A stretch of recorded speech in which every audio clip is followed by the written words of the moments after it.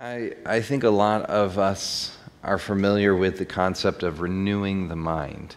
Very similar to getting a new wineskin is also, I've heard some people even combine the two words, call it a mind skin.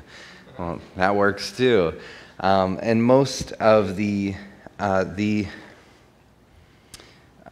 I just love this quote, and I keep coming back to it. It's not in my notes, but it's from Pastor Bill Johnson. Says that most closed heavens are between the ears.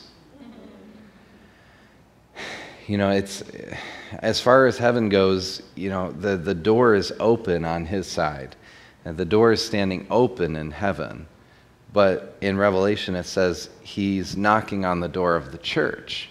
So the door on our side is where it gets closed. The door on his side stands open. So the concept here is, how do we open up our side so we can prepare for the wine?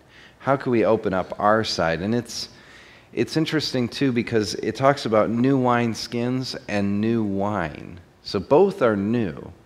But actually in the Greek here, the two words for new are two different Greek words. There's two different Greek words and they mean different things. So you have kainos and you have neos.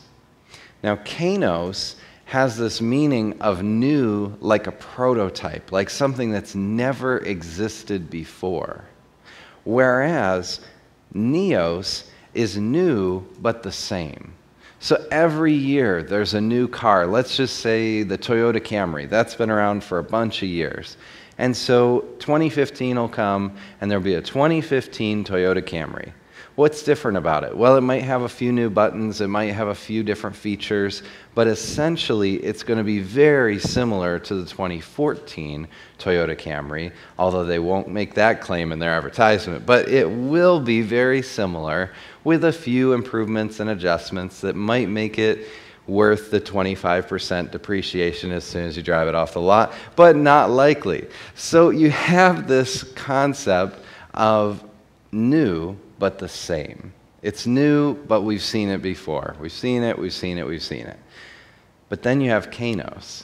Kainos would be the 2050 Toyota Camry that nobody's ever seen anything like it before. It has hovercraft abilities. It's amphibious and goes underwater.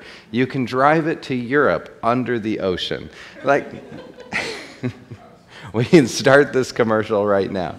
It might not be 2050, but this concept is a kainos type of car versus a neos.